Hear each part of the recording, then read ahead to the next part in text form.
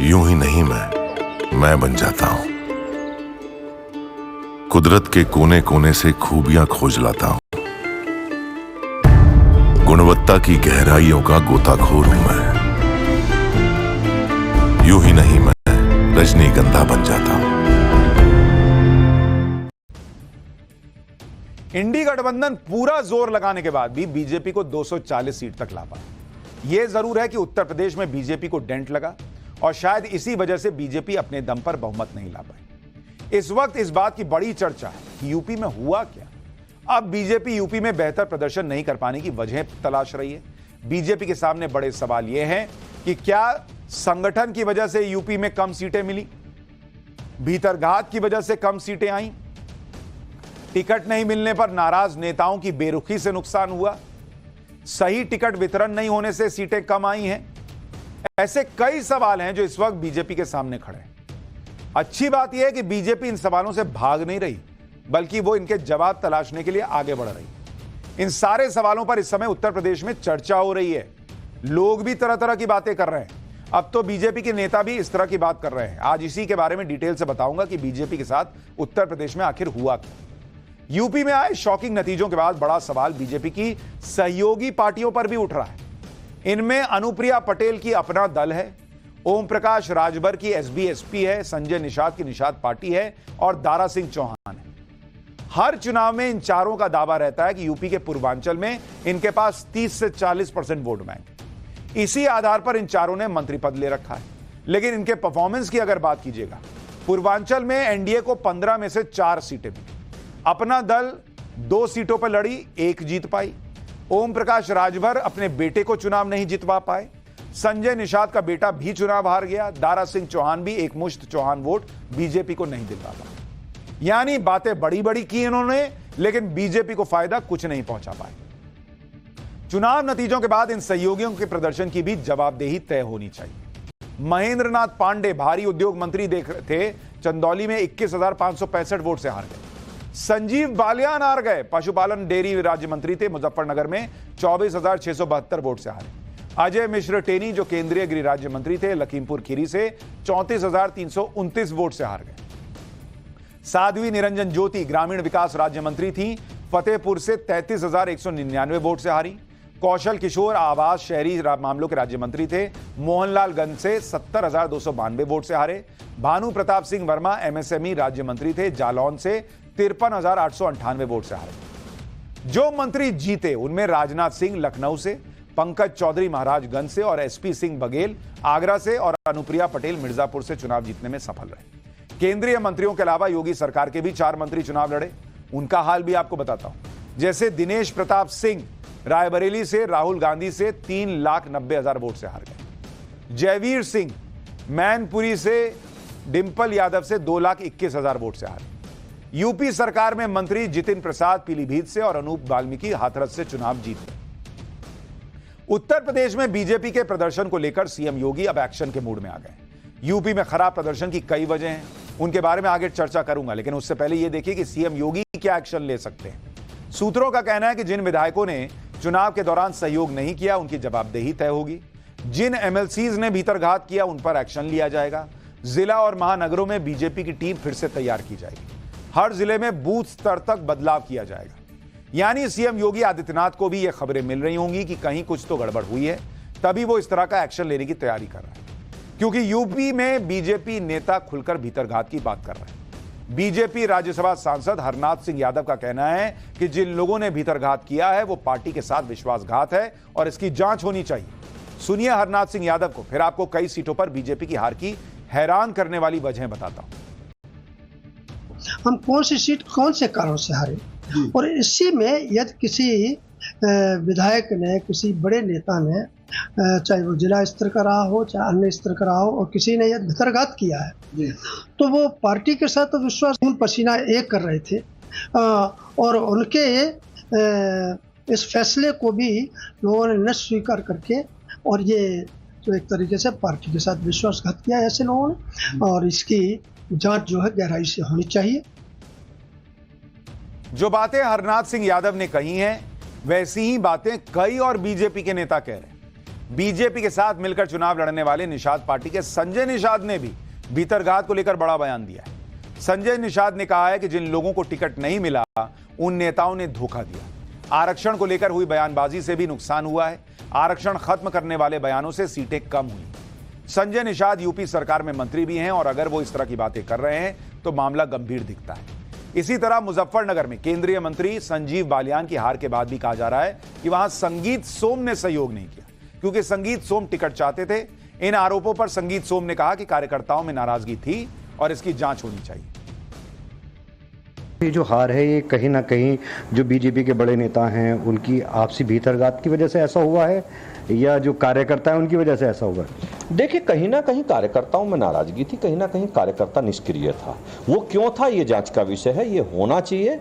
और क्यों कार्यकर्ता नहीं निकल पाया, क्यों कार्यकर्ता उतनी मजबूती से नहीं लग पाया, क्योंकि भारतीय जनता पार्टी कार्यकर्ताओं की पार्टी है।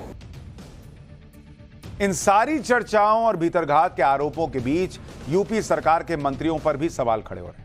योगी सरकार के 16 मंत्री ऐसे हैं जो अपनी विधानसभा सीट से बीजेपी को लीड नहीं दिला पाए। इनमें मंत्री सूर्य प्रताप शाही की पथरदेवा सीट पर बीजेपी पीछे रही। मंत्री राकेश सचान की भोगनीपुर सीट पर बीजेपी को हार मिली। मंत्री असीम अरुण की कन्नौज सीट पर बीजेपी हार गई।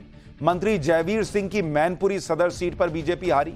इसी तरह से मंत्री सोमेंद्र तोमर, सुरेश राही, अनूप वाल्मीकि, सतीश शर्मा और विजय लक्ष्मी गौतम की सीटों पर भी बीजेपी को जीत नहीं मिली।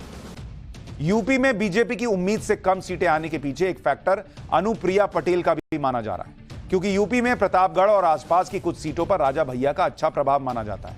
लेकिन अनुप्रिया पटेल ने राजा भैया के खिलाफ जमकर बयानबाजी की। प्रतापगढ़ में एक रैली में अनुप्रिया पटेल ने कहा था कि अब रानी के पेट से राजा नहीं पैदा होता है, अब ईवीएम से राजा पैदा होता है। इस बयान से राजपूत वोटर्स में काफी नाराजगी बताई गई और इसका असर क्या हुआ? प्रतापगढ़, कौशाम्बी, जौनपुर और इलाहाबाद में बीजेपी को हार मिली। इन चारों ही सीटों पर राजा भैया का अच्छा प्रभाव माना जाता है। इसके अलावा अनुप्रिया पटेल ने रॉबर्ट्सगंज से अपना कैंडिडेट उतारा था। रॉबर्ट्सगंज में अपना दल के सिंबल से लड़ी रिंकी सिंह हार गई। खुद अनुप्रिया पटेल ने जैसे तैसे 37,000 वोट से मिर्जापुर में चुनाव जीता। अब तो चुनाव नतीजे आ गए और अब सिर्फ चर्चा ही की जा सकती है कि अगर अनुप्रिया पटेल इस तरह से राजा भैया के खिलाफ बयानबाजी नहीं करती तो उससे क्या फायदा होता। लेकिन ऐसे बयानों से नुकसान तो हुआ ही है, इसकी चर्चा हर तरफ है। यूपी में अगर किसी एक सीट पर बीजेपी की हार की सबसे ज्यादा चर्चा है तो वो सीट है फैजाबाद लोकसभा सीट, जिसके अंदर अयोध्या भी आता है। फैजाबाद में ही अयोध्या आता है जहां भव्य राम मंदिर बना है और लोगों को हैरानी इसी बात पर है कि राम मंदिर बनने के बाद भी बीजेपी अयोध्या में कैसे चुनाव हार गई। सोशल मीडिया पर भी इसकी बड़ी चर्चा है। फैजाबाद में बीजेपी के लल्लू सिंह को समाजवादी पार्टी के अवधेश प्रसाद ने 54,000 वोट से हरा दिया। अयोध्या में बीजेपी की हार के बाद इंडी गठबंधन भी लगातार बीजेपी पर हमलावर है। कहा जा रहा है कि भगवान राम ने बीजेपी को अयोध्या से बाहर का रास्ता दिखा दिया। जब इस तरह की सीट पर हार मिलती है तो लोग बातें तो करेंगे। अयोध्या में बीजेपी की हार के पीछे जो वजह बताई जा रही हैं वो भी आपको बताता हूं। कहा जा रहा है कि बीजेपी कैंडिडेट लल्लू सिंह ने संविधान बदलने वाला बयान दिया, जिससे बड़ा नुकसान हुआ। इस बयान को राहुल गांधी और अखिलेश ने बार बार जनता के सामने दोहराया। लल्लू सिंह के बयान से एससी और ओबीसी कम्युनिटी के वोट बैंक का जो वोट बैंक था वो बीजेपी से दूर गया। बड़ी संख्या में अयोध्या के शहरी मतदाता वोट डालने ही नहीं निकले, क्योंकि नगर निगम ताबड़तोड़ चालान काट रहा था। जहां सड़क पर खड़ी गाड़ी दिखी, 1000 रुपए का चालान काट दिया गया। राम मंदिर के आसपास की सड़कों पर हर समय बैरिकेडिंग रहती है। इससे स्थानीय लोगों को बहुत परेशानी हुई और वोटिंग को लेकर उत्साह नहीं दिखा। अयोध्या में सड़कें बनाने के लिए बड़ी संख्या में मकान दुकान तोड़े गए। इसका ढंग से मुआवजा नहीं मिलने का भी आरोप लग रहा है। ना ही विस्थापितों को उचित जगह दी गई। ये वो मुद्दे हैं जिनकी राहत नहीं दी गई। ये वो मुद्दे हैं जिनकी वजह से बीजेपी को नुकसान हुआ और चुनाव में हार का सामना करना पड़ा, ऐसा कहा जा रहा है। समाजवादी पार्टी के कैंडिडेट अवधेश प्रसाद लगातार इन मुद्दों पर जनता के बीच जा रहे थे, उनकी समस्या सुन रहे थे। अखिलेश यादव ने भी उन मुद्दों को उठाया और जीत के बाद अखिलेश ने बताया कि अयोध्या में बीजेपी इसी वजह से हारी। सुनिए अखिलेश यादव को, फिर आपको अयोध्या के वो आंकड़े बताऊंगा जिन्हें सुनकर आप हैरान रह जाएंगे। अयोध्या की जनता का दुख दर्द आपने भी समय समय पर देखा होगा। उन्हें जो उम्मीद थी वहां की जनता को, जिस तरह के सरकार का कामकाज था, लोगों को मुआवजा नहीं दिया सही जमीन का, लोगों के साथ अन्याय किया, आपने मार्केट की कीमत से जमीनें नहीं ली उनकी। जब लैंड एक्विजिशन करने के लिए आप चले तो आपने दबाव बना करके झूठे मुकदमे लगा करके उनसे जमीन छीन ली। न जाने कितने व्यापारियों को आपने दुख संकट पहुंचाया जो 100 साल से रह रहे थे। इन मुद्दों का अयोध्या के चुनाव पर कैसा असर हुआ और कैसे जातिगत समीकरण बीजेपी के खिलाफ चले गए, उसे विधानसभा वाइज नतीजों से आपको समझाता हूं। फैजाबाद लोकसभा के तहत 5 विधानसभा क्षेत्र हैं। अयोध्या विधानसभा में बीजेपी 4067 वोटों से जीती। जिस क्षेत्र में राम मंदिर है वहां बीजेपी को बढ़त मिली। लेकिन ग्रामीण क्षेत्र में बीजेपी 16000 वोट से पीछे रह गई। ग्रामीण क्षेत्र में एससी और ओबीसी वोट सपा के साथ चला गया। बीजेपी को 5 में से सिर्फ अयोध्या विधानसभा पर ही बढ़त मिली, वो भी बहुत कम अंतर से। बाकी की 4 विधानसभा सीटों पर समाजवादी पार्टी को बढ़त मिली। बीकापुर विधानसभा एसपी को मिले 1,22,543 वोट, बीजेपी को मिले 92,859 वोट, सपा को 29,684 वोट की ज्यादा मिले। इसी तरह रदौली विधानसभा है फैजाबाद के अंदर, इसमें सपा को 1,04,113 वोट मिले, बीजेपी को 92,410 वोट, यानी सपा यहां 11,703 वोट से आगे रही। मिल्कीपुर विधानसभा सपा को 95,612 वोट मिले, बीजेपी को 87,879, सपा यहां 7,733 वोट से आगे रही। और दरियाबाद विधानसभा यहां सपा को 1,31,277 वोट मिले, बीजेपी को 1,21,183, समाजवादी पार्टी यहां 10,094 वोट से आगे रही। यानी अयोध्या में भी, या कहिए फैजाबाद में जो 5 विधानसभाएं हैं उसमें अयोध्या में ही बीजेपी को बढ़त रही, बाकी 4 विधानसभाओं में बीजेपी पीछे रही और इसीलिए फैजाबाद हार गई। खैर, इसको लेकर यूपी में मंथन हो रहा है। मोदी योगी सब इसको लेकर गंभीर हैं, ये अच्छी बात है और इसको लेकर बीजेपी जो है वो आगे काम करेगी, ये भी बताया जा रहा है।